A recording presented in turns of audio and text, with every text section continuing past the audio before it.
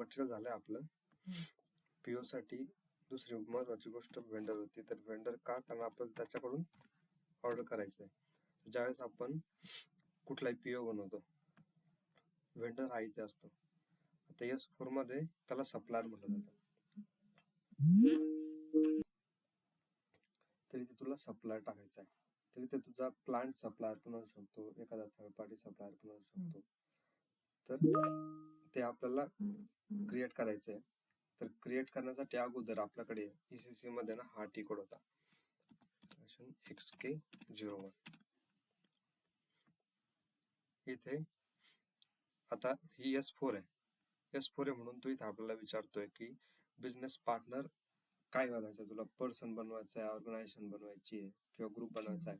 आता ज्यावेळेस आपण एक व्हेंडर बनवतो ते एक ऑर्गनायझेशनच कन्सिडर होते, कारण तो एक माणूस नसतो कधी, ती पण एक कुठली तरी कंपनी आहे. एनिवे याला मी सध्या स्किप करतो. पण अरे परत SK01.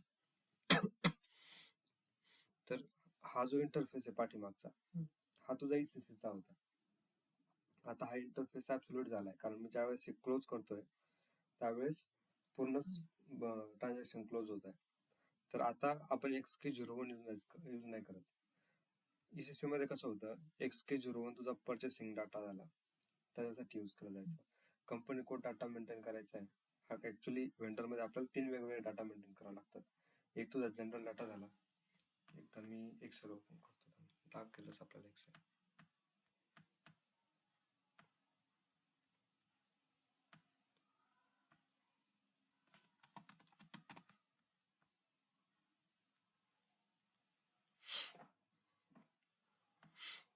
तर आपण ज्यावेळेस व्हेंडर बनवतो किंवा S4 मध्ये आपण आता त्याला सप्लायर म्हणू, तर आपल्याकडे 3 डेटा आपल्याला मेंटेन करावे लागतात. पहिला डेटा आहे तुझा जनरल डेटा, दुसरा आहे परचेसिंग डाटा, आणि तिसरा असतो तुझा कंपनी कोड डेटा. आता हा जो जनरल डेटा आहे हा तुझा मेंटेन होतो क्लायंट लेवलला. याच्यामध्ये तुझे व्हेंडरचे ऍड्रेस डिटेल्स वगैरे येतील, व्हेंडरचा स्टेटस वगैरे असेल वगैरे, अजून बऱ्याचशा गोष्टी असतात त्या तुझ्या जनरल डेटामध्ये असतात. प्लस परचेसिंग डेटा असतो, हा प्युअरली प्रोक्युरमेंट रिलेव्हंट डेटा असतो तुझा. तर याच्यामध्ये तुझा बिझनेस पार्टनर टाईप कुठला आहे, परत याला तुला कारण हा जो प्रोक्युरमेंट आहे, परचेसिंग डेटा आहे, म्हणजे हा तुझा परचेसिंग ऑर्गच्या लेवलवरती मेंटेन होतो. बरोबर, हा परचेसिंग ऑर्गच्या लेवलवरती होणार आहे.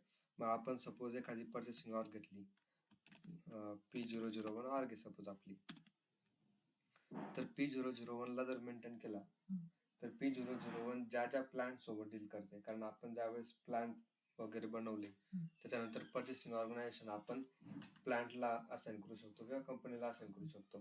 तर हा ऑर्ग जिथे जिथे यूज होणार आहे, जिथे जिथे असाइन आहे, तेवढ्यांसाठीच हा जो व्हेंडर आहे तो काम करेल किंवा त्याच्यासाठी आपण प्रोक्युरमेंट करू शकतो. तर मल्टिपल परचेसिंग ऑर्ग लेवलवरती आपण मेंटेन करू शकतो. P001 ला केलं, P002 ला पण करू शकतो, P003 ला पण करू शकतो. तर मल्टिपल लेवलवरती तू म्हणजे परचेसिंग ऑर्गच्या लेवलवरती मल्टिपल एंट्रीजसाठी, मल्टिपल एंटिटीजसाठी, ऑब्जेक्टसाठी तू ते मेंटेन करू शकतो. हा परचेसिंग डेटा झाला. इथे पण तुला स्टेटस वगैरे राहणार आहे वगैरे, त्याच्यानंतर ब्लॉक वगैरे करायचं, पेमेंट टर्म्स काय असायला पाहिजे, त्या सगळ्या गोष्टी इथे असणार आहे परचेसिंग डेटामध्ये. सिमिलरली कंपनी कोड डेटा हा प्रोक्युरमेंटचा झाला. आता कंपनी कोड डेटा हा मोस्टली फायनान्स साठी असतो. मग फायनान्स मध्ये पण पेमेंट टर्म असणार आहे, त्यांना इनवॉइस क्लिअर करायचे वगैरे. तर फायनान्स रिलेव्हंट गोष्टी इथे कंपनी कोड डेटा मध्ये असणार, आणि हा जो डेटा आहे हा कंपनी कोड लेवलला मेंटेन होतो. जसं आपण हा परचेसिंग डेटा परचेसिंग ऑर्ग लेवलला मेंटेन केला, तसा कंपनी कोड डेटा हा कंपनी कोड लेवलला मेंटेन होतो. तर आता आपण ECC तर बघणार नाहीये, आपल्याकडे S4 आहे. ECC मध्ये काय ना की डिरेक्टली तुला व्हेंडर बनवावा लागत होता, पण S4 मध्ये आता कन्सेप्ट थोडेसे बदललेत. इथे युजली येतो तुझा आधी बिझनेस पार्टनर. आता कुठलाही व्यक्ती असेल, ऑर्गनायझेशन असणार, ग्रुप असणार, तर हे तुझे बिझनेस पार्टनर होऊ शकतात. कसे? एकतर ते तुझे कस्टमर होऊ शकतात, तर तू त्यांच्याकडून काहीतरी बाय करतोय. एखादा त्यावेळेस तू पीओ बनवतो, डिलिव्हरी एजंट असू शकतो, इनवॉइस बनवणारा वेगळा असू शकतो. म्हणजे कसं असतं की आता सपोज आपला हा एक एंटिटी फक्त घेतला ऑब्जेक्ट वेंडर, याच्यासोबत डिलिव्हरी एजंट पण असू शकतो, इनवॉइस बनवणारा वेगळा असतो, किंवा बिलर म्हणता येईल याला.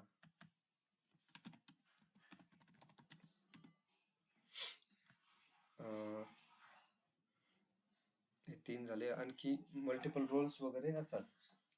तर एक पर्सन असे वेगवेगळे रोल्स म्हणून काम करू शकतो. हाच वेंडर कदाचित काही काही केसमध्ये तुझा कस्टमर पण असू शकतो, किंवा हा फॉरवर्डिंग एजंट असू शकतो. तर असे वेगवेगळे रोल्स हा कंपनीमध्ये काम करत असतो. तर SAP ने काय केलंय की याला वेगवेगळं डिफाईन करायच्या ऐवजी, हा वेंडर म्हणून वेगळा डिफाईन करायच्या ऐवजी, हाच कस्टमर म्हणून वेगळा डिफाईन करायच्या ऐवजी, किंवा फॉरवर्डिंग एजंट म्हणून वेगळा डिफाईन करायच्या ऐवजी एक सिंगल ट्रान्झॅक्शन दिलं बिझनेस पार्टनरसाठी. आता बिझनेस पार्टनर मध्ये तू एक पार्टनर बनव आणि त्या पार्टनरला हे सगळे वेगवेगळे रोल्स असाइन कर. ठीक आहे, म्हणजे तुझा कॉन्टॅक्ट पर्सन वगैरे पण असतो.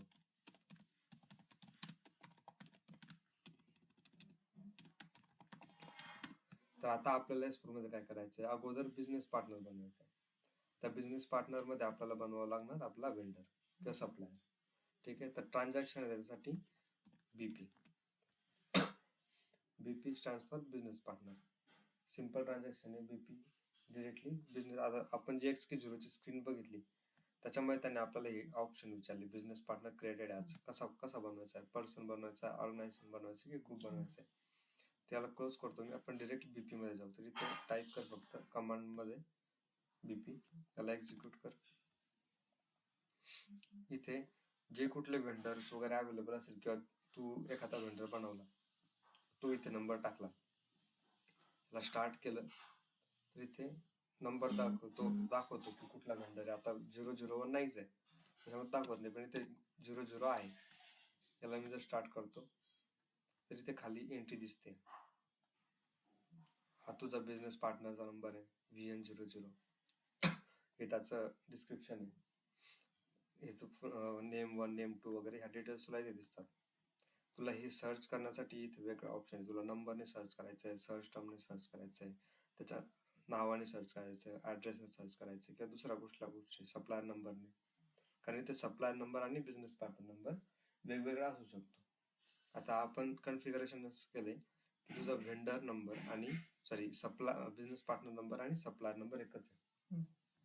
ते आपण आता बघू. तर हे झालं तुला बघण्यासाठी बिझनेस पार्टनर. जिथे तुझं फाइंड मध्ये तुला बिझनेस पार्टनर फाइंड करायचा आहे, किंवा ऑर्गनायझेशन फाइंड करायची, ग्रुप फाइंड करायचं, तसं तू ड्रॉपडाऊन मध्ये ऑप्शन भेटतील. पण जनरली आपण बिझनेस पार्टनर शोधतो. आता तुला क्रिएट करायचं आहे. क्रिएट करण्यासाठी वेंडरसाठी आपण सगळ्यात अगोदर जाणार आहे ऑर्गनायझेशन वरती. इथे जायचं. इथे तुला ही क्रिएट ऑर्गनायझेशनची स्क्रीन आहे. इथे तुला ही ग्रुपिंग डिफाईन करते की तुझी नंबर रेंज काय असणार आहे, किंवा तू बिझनेस पार्टनर नंबर द्यायचा. आता आपण तो अगोदर बघितला, तो होता तुझा VN000. आता तो अल्फा न्यूमरिक होता, न्यूमरिक नव्हता की असा 1 2 3 4 किंवा ABCDच नव्हता, तो मिक्स होता. तो अल्फा न्यूमरिक होता. तो अल्फा न्यूमरिक करायचा, किंवा फक्त इंटरनल नंबर ठेवायचा, म्हणजे सिस्टम स्वतःहून नंबर काहीतरी असाइन करून देईल त्याला. आता आपण एक काम करू, आपण अल्फा न्यूमरिक घेऊ, आणि हे सगळ्या गोष्टी डिफाईन कशा करायच्या ते पुढेच, आता लगेच शिकायची गरज नाही. तर अगोदर आपल्याला ग्रुपिंग शिकायची. ग्रुपिंग कशाच्या बेसिसवरती असते की तुझा बिझनेसचा मॉड्यूल कसं काम करतं. असं असू शकतं की एखादा वेंडर हा तुझा स्टेटसाठी आहे, पर्टिक्युलर स्टेटसाठी आहे. महाराष्ट्रासाठीचे वेंडर तुला वेगवेगळे बनवायचे, त्यांची ग्रुपिंग वेगळी ठेवायची. तर सपोज की काही वेंडर्स तुझे महाराष्ट्रातले आहेत, काही गुजरातचे आहेत, काही इंडियाच्या बाहेरचे आहेत, फॉरेन वेंडर्स वगैरे आहेत. तर असं येऊ शकतं की पर्टिक्युलरली तुला प्लास्टिक विकणाऱ्यांचा वेगळा ग्रुप बनायचा, मेटलचे वेंडर वेगळे करायचे, किंवा तुझे प्लांट ॲज अ वेंडर काम करतायत तर असे वेंडर्स वेगळे करायचे.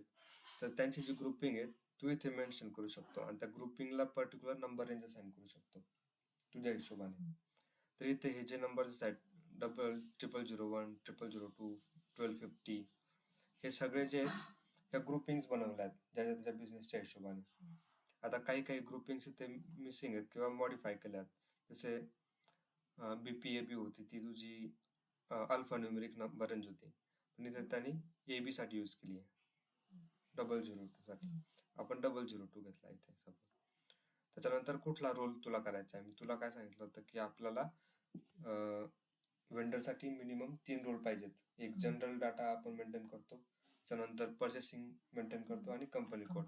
तर इथे तुला ऑप्शन आहेत, खाली बरेचसे डाटा आहेत. हे बघ, हा बिझनेस पार्टनर 00000 6 0. इथे FLVN म्हणून सर्च करशील तर FLVN 00 FI सप्लायर आहे, फायनान्सचा सप्लायरच आहे पण FI मध्ये.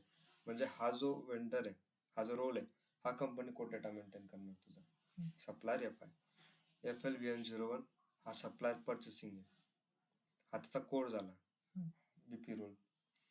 तर आपल्याला हा सप्लायर पर्चेसिंगचा करायचा आहे, पर्चेसिंग डेटा मेंटेन करण्यासाठी, आणि हा करायचा. आणि बाय डिफॉल्ट आपल्याला हा बिझनेस पार्टनर जनरल जो आहे तो मेंटेन करायचा आहे. तर आधी हा मेंटेन करू. आपण ग्रुपिंग घेतली, इथे तुला टायटलमध्ये काय द्यायचं कंपनी वगैरे तर देऊ शकतो, नाही दिलं तरी काही फरक नाही पडत, म्हणजे ती मॅन्डेटरी फील्ड नाही आहे. त्याच्यानंतर इथे मी नाव दिलं सपोज टेस्ट वेंडर ऑलरेडी आहे, ठीक आहे. टेस्ट वेंडर 2 देऊ आपण त्याला, टेस्ट वेंडर 1. इथे सर्च टर्म मध्ये मी काही देऊ शकतो, टेस्ट वेंडर. इथे लिहितो मी सपोज वेंडर 1. ॲड्रेस इथे बघायचं, स्ट्रीट आहे, इथे हाऊस नंबर आहे, स्ट्रीट मी काही टाकली, street 12, house number H123, postal code 6 digit घेतला इंडियासाठी, कंट्री IN, रिजन महाराष्ट्र घेतला. खाली लँग्वेज वगैरे आहे का, ठीक आहे, लँग्वेज आहे, इथे लँग्वेज सिलेक्ट करायची, इंग्लिश. हा तुझा ॲड्रेस डेटा झाला. ह्या ॲड्रेसच्या व्यतिरिक्त वेंडरचे वेगवेगळे ॲड्रेस असू शकतात. ते कुठले असू शकतात, इथे गेलो मी ॲड्रेस ओव्हरव्ह्यूमध्ये. हा तुझा स्टँडर्ड ॲड्रेस झाला. तुला बिलिंग ॲड्रेस वेगळा ठेवायचा आहे, एम्प्लॉईचा प्रायव्हेट ॲड्रेस वेगळा ठेवायचा आहे, किंवा डिलिव्हरी ॲड्रेस वेगळा ठेवायचा आहे, तर हे वेगवेगळे ॲड्रेस तू इथे मेंटेन करू शकतो. इथे क्रिएटवरती जायचं आणि वेगळा ॲड्रेस याच्यापैकी असाइन करून द्यायचा. त्याच्यानंतर इथे आयडेंटिफिकेशनमध्ये लिगल गोष्टी असतील तुझ्या काही ऑर्गनायझेशनच्या, त्या वगैरे तू इथे मेन्शन करू शकतो. जनरली आपण करत नाही आहे. परत मेन आपल्याकडे जनरल डेटामध्ये ॲड्रेसच असतो जो आपण टाकतो, किंवा काही काही केसेसमध्ये बिझनेस पार्टनर टाईप आहे, कोणत्या टाईपचा बिझनेस पार्टनर वगैरे, तर तो ब्रोकर आहे, एम्प्लॉई आहे, सेल्स एजंट आहे, स्टेक होल्डर आहे, किंवा या व्यतिरिक्त कुठला तरी दुसरा बिझनेस पार्टनर टाईप आहे. एखाद्या पर्टिक्युलर कॅटेगरीचा व्हेंडर असणार आहे, की मेटल सप्लायर आहे, तर तिथे मेटल सप्लायर म्हणून एखादी टर्म आपण इथे क्रिएट करू शकतो आणि ती आपण इथे बिझनेस पार्टनर टाईप म्हणून देऊ शकतो. तर ही आपण स्किप ठेवू सध्या. त्यानंतर काही नोट्स वगैरे टाकायचे आहेत तुला, त्या इथे लिहू शकतो. इथे बँकेच्या डिटेल्स पेमेंट ट्रान्झॅक्शन मध्ये, आता तू जनरल डेटाला ठेवू शकतो. जर तुझा बँकेचा data company wide client wide same असणार आहे, किंवा जर हा वेंडर म्हणाला की मी US मध्ये माझा ट्रान्झॅक्शन, माझे बँकेच्या डिटेल्स वेगळे आहेत, इंडियामध्ये वेगळे आहेत, किंवा महाराष्ट्राची बँक वेगळी आहे, गुजरातची बँक वेगळी आहे, UPची वेगळी आहे, तर मग इथे मेंटेन न करता तो आपण कंपनी कोड डेटामध्ये मेंटेन करू. परत इथे स्टेटस, तुला जर याला डिलीट करायचं आहे तर आर्काइविंग फ्लॅग ॲक्टिवेट करून द्यायचा. याला जर फक्त लॉक करायचंय, सेंट्रली लॉक करायचंय, तर इथे करून ठेवायचं. म्हणजे जस्ट इन केस तुला हा जर आर्काइव्ह केला, डिलीट केला किंवा इथे लॉक केला, तर हा PO नाही बनवणार. त्यावेळेस तो एरर देणार की तू लॉक करून ठेवलाय, तर याला आम्ही PO क्रिएट नाही करू देणार. त्यासाठी ब्लॉकिंग करायचे असेल त्या हिशोबाने. इकडे तुला काही टेक्स्ट वगैरे मेंटेन करायचं आहे ॲडिशनल टेक्स्टमध्ये, तिथे मेन्शन करू शकतो. इथे जसं सपोज इथे मी काहीतरी घेतो, एक कुठलंही एक घेतलं, लँग्वेज इंग्लिश,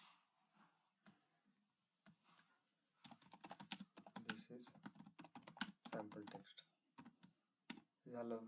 इथं तू असं मेंटेन वगैरे करू शकतो. ॲडिशनल करायचं तुला अजून काहीतरी, एक नवीन रो ॲड करून घ्यायची.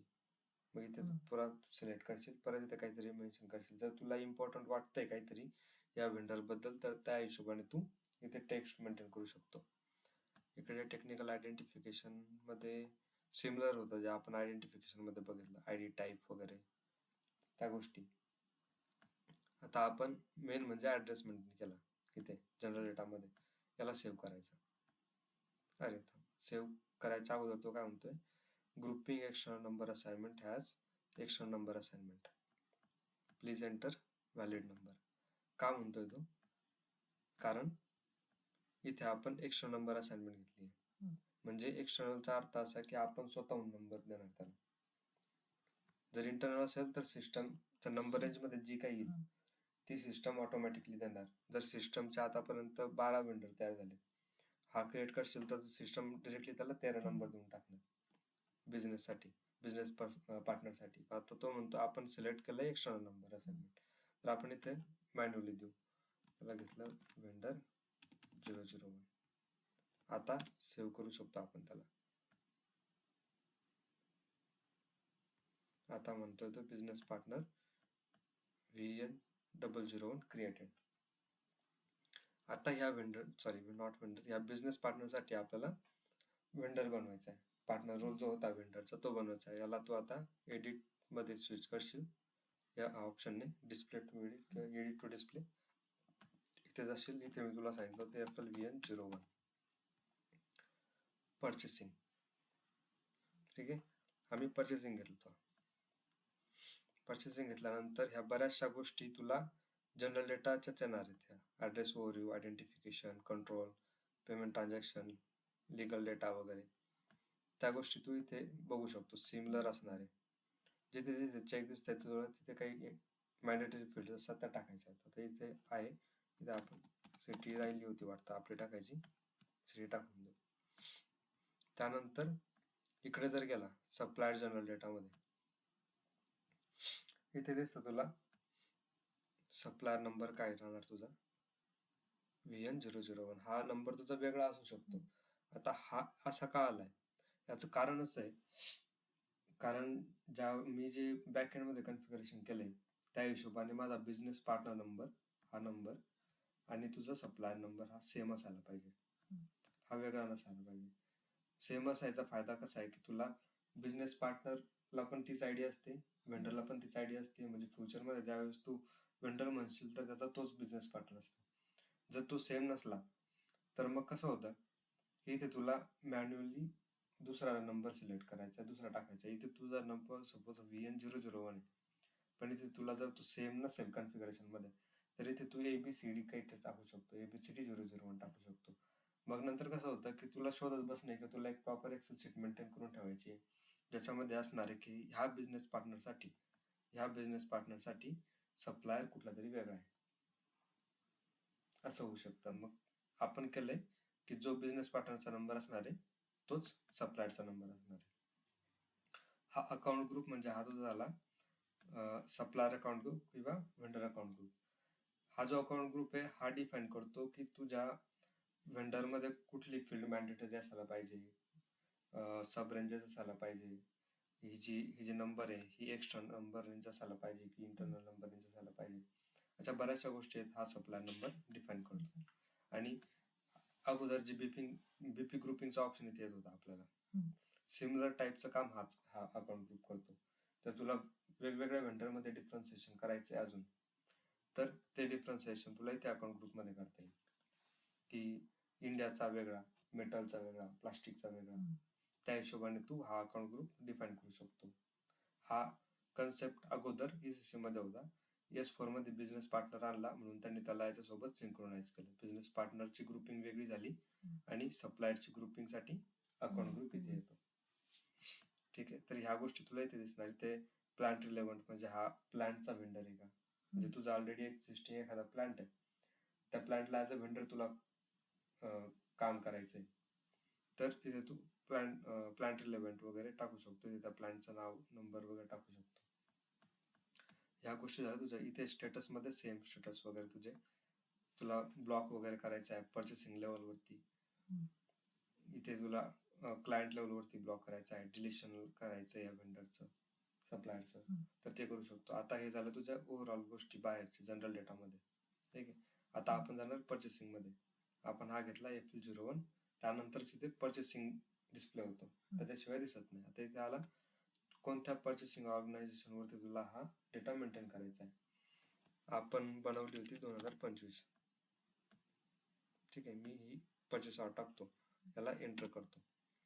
एंटर केल्यानंतर तुझ्या ह्या गोष्टी विजिबल होत आहेत. त्या ग्रेड आउट ज्या होत्या त्या आपण एडिट करू शकतो. आता इथे करन्सी टाकतो मी INR, payment terms 0001.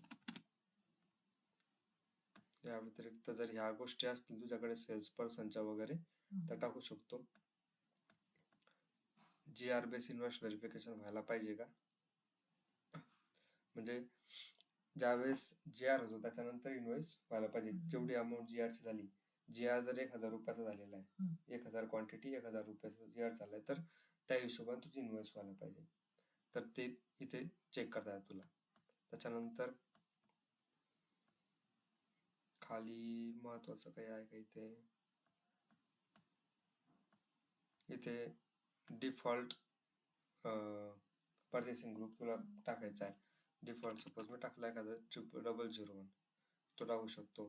Plan delivery time किती असतो याचा, किती दिवसामध्ये हा डिलिव्हरी देतो व्हेंडर. सपोज हा 7 दिवसामध्ये डिलिव्हरी देतो.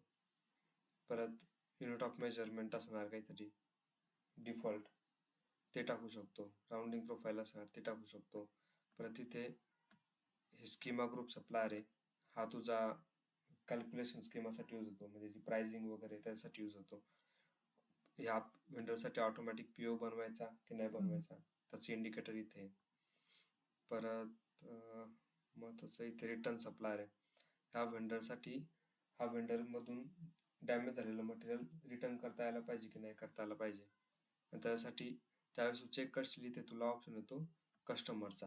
त्याच्यासाठी अगोदर तुझ्याकडे कस्टमर पण पाहिजे, म्हणजे हाच व्हेंडर ॲज अ कस्टमर तुला पाहिजे ऍक्च्युली, कारण तू मटेरियल याला परत रिटर्न देतोय, मग याचा रोल चेंज होऊन जातो. हा ॲज अ कस्टमर तिथे काम करतो, कारण इथे आपली रिव्हर्स बाईंग होते किंवा आपण त्याला सेल करतो. ती गोष्ट रिटर्न म्हणजे सेल झाला आपल्याकडून. ठीक आहे, त्यासाठी ते कस्टमर लागतो. तर ह्या काही गोष्टी तुला इथे मेंटेन करायच्या आहेत. पार्टनर फंक्शनमध्ये तुझे वेगवेगळे पार्टनर असतात. बाय डिफॉल्ट इथे ऑटोमॅटिकली येऊन जायला पाहिजेत. कन्फिगरेशनमध्ये कोणीतरी मिस केलं असणार आहे किंवा इथे मेंटेनन्स नाही केलं. इथे क्लिक करतो ना आपण, इथे पार्टनर फंक्शन येत नाही. आता पार्टनर फंक्शन कसे, मी तुला म्हणालो की हा व्हेंडर म्हणून काम करतो किंवा इन्व्हॉइसिंग पार्टी म्हणून काम करतो, फॉरवर्डिंग एजंट म्हणून काम करतो. तर ते जे काय फंक्शन आहेत ते तू इथे मेंटेन करू शकतो. सपोज इथे VN असतो जो नॉर्मली त्याने रिमूव्ह केलंय वाटतं, सगळे पार्टनर फंक्शनच रिमूव्ह केले या पर्टिक्युलर केससाठी. तर ते ऑटोमॅटिक येतात जनरली. ते कन्फिगरेशन बघावं लागेल मला काय केलंय वगैरे. तर इथे व्हेंडर घेतला, व्हेंडरसाठी नंबर डिरेक्टली VN001 येणार. इन्व्हॉइसिंग पार्टी घेतली तिच्यासाठी इथे नंबर येणार. एखादा डिलिव्हरी एजंट बघितला तसा नंबर इथे येणार. तर हे पार्टनर फंक्शन इथे ऑटोमॅटिकली पण येतात किंवा तुला एक्स्ट्रा ॲडिशनली त्या लिस्टमध्ये असेल. इथे आता ऑप्शन दिसत नाही कारण इथे लिस्टच एम्प्टी दिसते मला. तर इथून लिस्टमधून घ्यायचा पार्टनर, कुठला फंक्शन तो करणार आहे, परफॉर्म करणार आहे, आणि इथे नंबर तू एडिट करू शकतो, मेंटेन करू शकतो. हा पार्टनर फंक्शन झाला. व्हेंडर सब रेंजेस म्हणजे हा व्हेंडर कोणकोणते वेगवेगळे प्रॉडक्ट्स वगैरे, कोणती रेंज आहे त्याची प्रॉडक्टची, ती रेंज वगैरे तू इथे मेंटेन करू शकतो. एखादा रेंज घेतली, एखाद्या पर्टिक्युलर प्लांटमध्ये तू सेल करतोय म्हणजे बाय करतोय, तर प्लांटचे डिटेल्स, कोणता परचेसिंग डेटा आहे, कोणता पार्टनर फंक्शन इथे यूज होणार आहे, त्या डिटेल्स तू इथे मेन्शन करू शकतो. त्याच्यानंतर इथे स्टेटस सेम जे आपण अगोदर बघितलं, डिलिशन फ्लॅग वगैरे, कुठे ब्लॉक करायचं कुठे नाही करायचं ते, या बऱ्याचशा गोष्टी सेमच आहेत. इथे काही वेगळं नाही. मेन आपल्याला असतं परचेसिंग डेटा इथे आणि पार्टनर फंक्शन, आणि जनरल डेटामध्ये अकाउंट ग्रुप. याला मी आता सेव्ह करणार.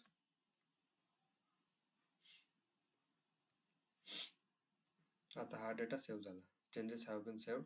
2025 परचेस ऑर्गच्या व्यतिरिक्त दुसरी कुठल्या ऑर्गमध्ये जर तुला मेंटेन करायचं आहे वेंडर, तर इथे स्विच ऑर्गनायझेशनमध्ये दुसरा ऑर्गनायझेशन टाकला, सपोज एखादा इथे 1250 होता कोणाचा तरी, तर इथे सिमिलर डेटा आपण मेंटेन करू शकतो, याला सेव्ह करू शकतो.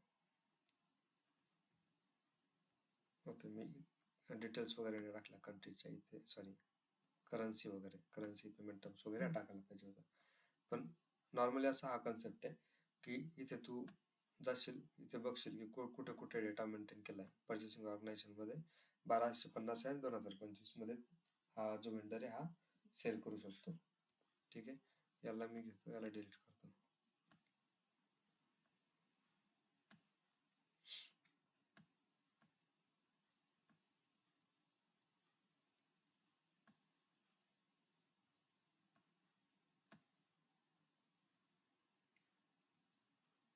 ओके, हा तुझा झाला 2025. आपला परचेसिंग डेटा सुद्धा मेंटेन झाला. आता आपल्याला कंपनी कोड डेटा मेंटेन करायचा आहे, तर पुन्हा याला इथे FLVN00 हा आहे तुझा FI सप्लायर फायनान्स, याला घ्यायचा. सेम डेटा आहे, हे बघ इथे सेम डेटा आला तुझा, जनरल डेटा वगैरे. आता इथे परचेसिंगच्या ऐवजी तुला दिसतंय कंपनी कोड, इथे कंपनी कोड सिलेक्ट करशील. आता मी तुला अगोदर म्हणालो होतो की कंपनी कोड जो डेटा आहे तो फायनान्सचा डेटा आहे, तो कंपनी कोडच्या लेवलवरती मेंटेन होतो. तर इथे आपली कंपनी टाकू शकतो 2025, याला एंटर करायचं. इथे तुला महत्वाचं आहे रिकॉन्सिलेशन अकाउंट. रिकॉन्सिलेशन अकाउंट हे लायबिलिटीचं अकाउंट असतं, म्हणजे ॲज अ बायर आपल्याला या वेंडरला किती पैसे द्यायचे आहेत, कोणकोणत्या गोष्टीसाठी पैसे द्यायचे आहेत, त्याच्यासाठी एक GL असतो सेपरेट लायबिलिटीचा. तो लायबिलिटीचा GL तुला इथे टाकायचा आहे, किंवा ते अकाउंट इथे टाकायचं आहे, रिकॉन्सिलेशन अकाउंट. तर इथे आपल्याकडे सध्या इथे एकच आहे, तर हा तो टाकला आपण इथे. त्याच्यानंतर इथे बऱ्याचशा खालच्या गोष्टी नाही टाकल्या, कारण हे फायनान्सचा डेटा आहे, फायनान्सचे लोक जनरली मेंटेन करतात या सगळ्या गोष्टी. इकडे गेला पेमेंट ट्रान्झॅक्शनमध्ये, टर्म्स ऑफ पेमेंट, कोणकोणत्या प्रकारे तू त्याला पेमेंट करू शकतो त्या गोष्टी तू सिलेक्ट करू शकतो. मी आता इमिजिएटली पेमेंट द्यायचं आहे मला, तर मी 0001 घेतलं. चेक डबल इनवॉइस, याला चेक करायचं. याचा अर्थ असा आहे की हे इंडिकेटर चेक करतो की ज्यावेळेस तू कुठली इनवॉइस पोस्ट करतोय या कंपनीच्या अगेन्स्ट, तर ती ऑलरेडी एक्झिस्ट करते की नाही करत, किंवा डुप्लिकेट आहे की नाही. ते डुप्लिकेट चेक करण्यासाठी हा तुझा पॅरामीटर असतो. चेक डबल इनवॉइस हा दोनदा चेक करतो की आपण दुसऱ्याला जी इनवॉइस पोस्ट करतो ती ऑलरेडी पोस्ट तर झालेली नाहीये. जर पोस्ट झालेला असेल तर आपला तो एरर देणार, ही ऑलरेडी पोस्ट झाली, तुम्ही चेक करा. ठीक आहे, त्याच्यानंतर खाली ठीक आहे. तर ह्या दोन गोष्टी इथे जास्त महत्वाच्या. बाकीचं तर तू एक्सप्लोअर करू शकतो काय आहे काय नाही, पण जनरली आपण ह्या 3-4 गोष्टी आहेत त्या मेंटेन करतो. इथे पण आपण काही जास्त मेंटेन नाही करत. हे स्टेटस आहे सेम, आपण जसं परचेसिंग ऑर्ग लेवलला आपण याला ब्लॉक करू शकतो, त्या पर्टिक्युलर परचेसिंग ऑर्ग मध्ये हा वेंडर बाय नाही करू शकत, सेल नाही करू शकत, किंवा आपण त्याच्याकडून बाय नाही करू शकत. सिमिलरली पर्टिक्युलर कंपनी कोड लेवलला जर तुला ब्लॉक करायचं आहे, आपली ही 2025 कंपनी, ह्या पूर्ण कंपनीतच ब्लॉक करायचं आहे, तर इथे तू मेंटेन करू शकतो.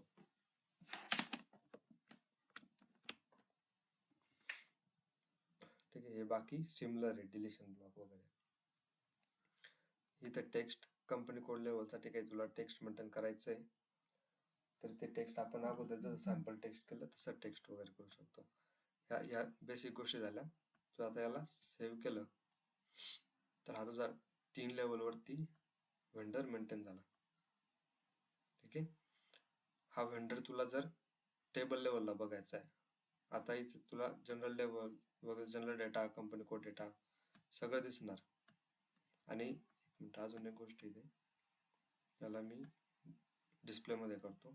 ठीक आहे.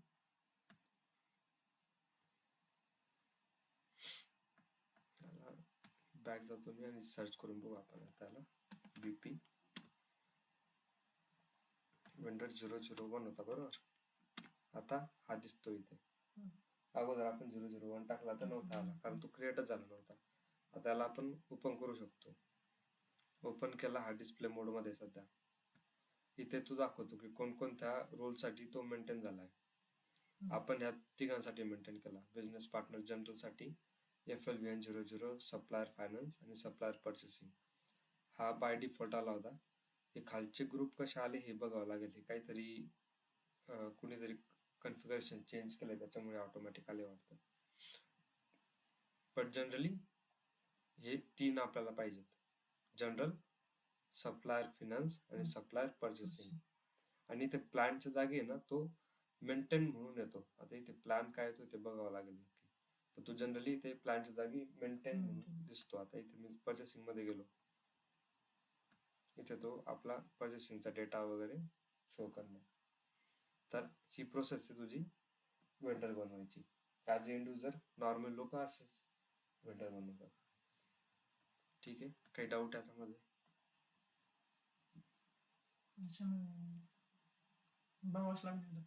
हा, एकदा बनवून बघशील त्यावेळेसच समजेल तुला. अजून काही दुसरे डाऊट्स वगैरे आले तर. कोणतं? समजा आपण ते पहिलं, आता हे जे आपण क्रिएट केलं रोल, त्याचे रोल नाही कळले. रोल हे बघ, कुठलाही तू बिझनेस पार्टनर बनवतो ते एक्सेल कुठे गेली?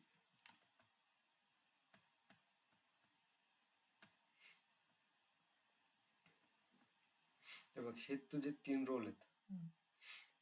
आता एक वेंडर आहे, तो वेगवेगळ्या गोष्टींसाठी म्हणजे वेगवेगळ्या लेवलवरती काम करतो. जनरल डेटा हा तुझा क्लायंट लेवलवरती असतो. म्हणजे याच्यामध्ये ऍड्रेस वगैरे झाला, स्टेटस वगैरे झालं, हे तू कम्प्लिटली क्लायंट लेवलवरती मॉनिटर करू शकतो किंवा मेंटेन करू शकतो. क्लायंट लेवल म्हणजे काय की आपण ज्यावेळेस आपण ऑर्ग स्ट्रक्चर बघत होतो, सगळ्यात अगोदर काय होता? क्लायंट होता, त्याच्यानंतर कंपनी कोड होती, नंतर आपण प्लॅन बनवला, मग आपला होता स्टोरेज लोकेशन्स, त्याच्यानंतर आपण बनवला होता परचेस आर्क. बरोबर. तर सगळ्यात मोठा ऑब्जेक्ट कुठला आहे? क्लायंट आहे. क्लायंटच्या खाली या सगळ्या गोष्टी येतात. मग जो काय डेटा आपण क्लायंटला मेंटेन करू तो बाय डिफॉल्ट ह्या सगळ्या गोष्टींसाठी ऍप्लिकेबल होतो. सिमिलरली ज्यावेळेस आपण कंपनी कोड डेटा मेंटेन करतो, हा कोड कशासाठी मेंटेन करतो आपण? स्पेशली फायनान्सच्या साठी. जे लोक अकाउंटिंग मॅनेज करतायत त्या लोकांसाठी हा कंपनी कोड डेटा आपण मेंटेन करतोय. मग हेच लोक आहेत की जे त्याचा पेमेंट रिलीज करणार, त्याची इनव्हॉइसिंग करणार. आता त्यांना इनव्हॉइस रिलीज इनव्हॉइस पोस्ट करण्यासाठी, पेमेंट रिलीज करण्यासाठी कोणकोणत्या गोष्टींची आवश्यकता आहे? इथे आपण काय मेंटेन केलं? रिकन्सिलेशन अकाउंट मेंटेन केलं. बरोबर. रिकॉन्सिलेशन अकाउंट आपण मेंटेन केलं. रिकॉन्सिलेशनचा अर्थ काय होता? की ज्या ज्या व्हेंडरच्या लायबिलिटीज आहेत त्या आपण त्याला पे करणार. आता सपोज आपण तो व्हेंडर बनवला होता VN001, याला आपण एक PO दिला होता, त्याच्यानंतर दुसरा PO दिला, सेकंड PO दिला, त्यानंतर थर्ड PO दिला. पहिल्या PO ची जी अमाऊंट होती ती होती सपोज 1000 रुपये, दुसरा PO होता 1500 रुपयाचा आणि तिसरा PO पण होता 1500 रुपयाचा. आता सपोज त्याचा पेमेंट टर्म होता, हा पेमेंट टर्म सुद्धा आपण कुठे मेंटेन केलाय? कंपनी कोड, कारण हे क्लिअर कोण करतंय? कंपनी कोड वाले. आपण पर्चेसिंग मध्ये पण मेंटेन करतो, कारण ते आपण प्रोक्युरमेंटच्या हिशोबाने मेंटेन केलं. आपण ज्यावेळेस PO बनवू तर ऍज अ बायर आपल्याला माहिती असायला पाहिजे की आपण कोणत्या पेमेंट टर्म वरती हे बाय करणार आहे, आणि जे लोक पेमेंट क्लिअर करणार आहेत त्या लोकांना पण माहिती पाहिजे की कोणत्या पेमेंट टर्मच्या बेसिसवरती आपण पेमेंट क्लिअर करणार आहे. तर इथे पेमेंट टर्म होती.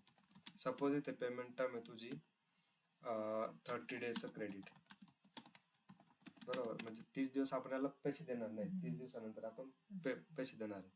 तर 30 दिवसांपर्यंत 3 PO आलेत, या 3 PO ची अमाऊंट झाली तुझी 4500. मग ह्या लोकांना, अकाउंटिंग वाल्यांना 45,000 रुपये रिलीज करायचे. हे रिलीज करण्यासाठी हे एका अकाउंट मध्ये त्यांनी मेंटेन केलेत, त्याला म्हणतो आपण रिकॉन्सिलेशन अकाउंट. मग ते बघणार ह्या वेंडरसाठी रिकॉन्सिलेशन मध्ये 45,000 रुपये दाखवत आहेत. 45,000 रुपये कशाच्या अगेन्स्ट दाखवत आहेत? ह्या कंपनी कोडच्या अगेन्स्ट मध्ये त्यांनी 3 PO बनवलेत.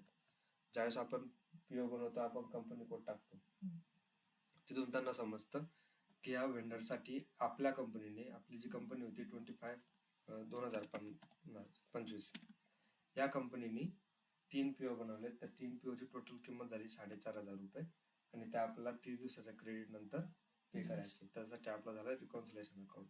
आणि या सगळ्या गोष्टी कुठे मेंटेन केल्या? कंपनी कोड डेटामध्ये, ज्याच्यामध्ये डिटेल्स कंपनी कोड लेवलवरती मेंटेन केली. आपण ज्यावेळेस हा डेटा मेंटेन केला, कंपनी कोड डेटा, त्यावेळेस आपण सगळ्यात अगोदर जी एंट्री टाकली होती ती होती कंपनी कोड. आठवतं ना? आता हे बघितले आपण, ओपन करून त्याला BP वेंडर 001,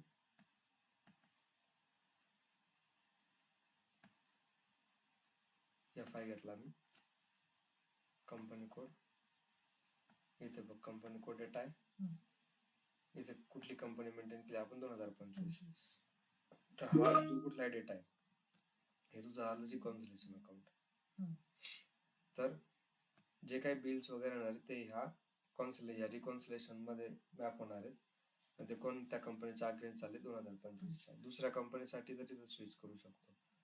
हा वेंडर दुसऱ्या कंपनीसाठी काम करतो, दुसऱ्या कंपनीसाठी बिल द्यायचे त्याला. तर सगळ्या गोष्टी इथे राहणार तुझ्या, इथे स्विच करायचं आणि मग ते दुसऱ्या रिकॉन्सिलेशनला ते मॅप करतील कंपनी वाईज. हा झाला तुझा कंपनी कोड. सिमिलरली प्रोक्युरमेंटसाठी ॲज अ बायर तुला कोणकोणत्या गोष्टी महत्वाच्या होत्या त्या आपण इथे मेंटेन केल्या. त्याचा बिझनेस पार्टनर टाईप असेल किंवा इथे सुद्धा पेमेंट टर्म होता. आणि मेन म्हणजे हा पर्चेसिंग ऑर्ग लेवलवरती काम करतो. आपली पर्चेसिंग ऑर्गनायझेशन कुठली होती? 2025 होती. इथे मी त्याला चेंज करतो, सप्लायर पर्चेसिंग मध्ये जातो. इथे पर्चेसिंग मध्ये गेल्यानंतर हा पहिला जो पॅरामीटर आहे पर्चेसिंग ऑर्गनायझेशन. ही जी पर्चेसिंग ऑर्गनायझेशन आहे 2025, ही कोणकोणत्या प्लांटला आपण असाइन केली आहे, त्याच प्लांटमध्ये आपण याला ह्या वेंडर कडून बाय करू शकतो. म्हणून ऑर्ग स्ट्रक्चर खूप महत्वाचं आहे. ऑर्ग स्ट्रक्चर आपण कसं डिफाईन केलंय? आपण परचेस ऑर्गनायझेशनची असाइनमेंट प्लांटला केली होती. इकडे एक्सेल शीट मध्ये दाखवतो मी तुला. पर्चेसिंग ऑर्ग आपण असाइन केली होती प्लांटला, बरोबर. आणि ज्यावेळेस आपण आता सपोज आपल्याकडे कोणते प्लांट आहेत? P001 प्लांट आहे, P002 प्लांट आहे, P003 प्लांट आहे. आपण पर्चेसिंग ऑर्ग होते आपली 2025, ही 2025 पर्चेसिंग आपण ह्या 3 प्लांटला असाइन केली. म्हणजे याचा अर्थ काय होतो की हे जे लोक आहेत 2025 ची जी ऑर्ग आहे ही P001 साठी पण खरेदी करणार, P002 साठी पण करणार, 3 साठी पण करणार. आणि ज्यावेळेस आपण व्हेंडर बनवला, व्हेंडर कुठला बनवला आपण? इथे सपोज व्हेंडर होता आपला व्हेंडर 001, हा आपण कोणाला असाइन केला? 2025 पर्चेस ऑर्गला केला. याचा अर्थ काय होतोय की हा व्हेंडर 2025 साठी प्रोक्युरमेंट करू शकतो, आणि हा 2025 जो आहे तो कोणासाठी करणार? या तिघ प्लांट साठी करणार. जर एखादा दुसरा व्हेंडर आहे, सपोज PL01 घेतला आपण, हा PL01 ला पर्चेसिंग ऑर्ग आहे आपण मागच्या वेळेस 1997 बनवलं बरं. 1997 हा ही पर्चेसिंग ऑर्ग आहे. हा जो व्हेंडर आहे हा कुणाला असाइन आहे? 2025 ला. तर तो ह्या प्लांट मध्ये प्रोक्युरमेंट नाही करू शकत, म्हणजे याला सेल नाही करू शकत, किंवा हा जो प्लांट आहे या पर्टिक्युलर व्हेंडर कडून गोष्टी बाय नाही करू शकत. त्या बाय करण्यासाठी हा जो व्हेंडर आहे हा याला पण असाइन पाहिजे, याच्या लेवलवरती मेंटेन पाहिजे. म्हणून हा जो आहे पर्चेसिंग डेटा तो इम्पॉर्टंट आहे, बरोबर झालं तुझा. आणि हा जनरल तर मी म्हणालो की हा क्लायंट वाईड, हा ह्या क्लायंट मध्ये जो कुठला क्लायंट असेल त्या सगळ्यांसाठी ऍप्लिकेबल राहतो. मोस्टली आपण इथे मेंटेन काय करतो? ऍड्रेस. आणि त्या वेंडरचा जो काही ऍड्रेस असेल हेडक्वार्टरचा वगैरे तो ऍड्रेस आपण इथे मेंटेन केला. मग तो पर्चेसिंग वाल्यांसाठी पण व्हॅलिड झाला, कंपनीसाठी पण व्हॅलिड झाला. याच्या व्यतिरिक्त आपण इथे सपोज कस्टमरचा रोल टाकला तर कस्टमरसाठी पण तो व्हॅलिड होईल. एखादा कॉन्टॅक्ट पर्सनचा रोल टाकला तर तो कॉन्टॅक्ट पर्सन साठी पण व्हॅलिड राहणार. तरी ते जो कुठला बिझनेस पार्टनर आहे आपला त्याचे रोल चेंज होणार, पण जो जनरल डेटा आहे तो प्रत्येकासाठी व्हॅलिड राहणार. ठीक आहे, समजलं? डाऊट असेल तर विचार, काही प्रॉब्लेम नाही. तयार करून बघतो. हा, क्रिएट करून बघ, नंतर मग बऱ्याचशा गोष्टी अजून क्लिअर होतील.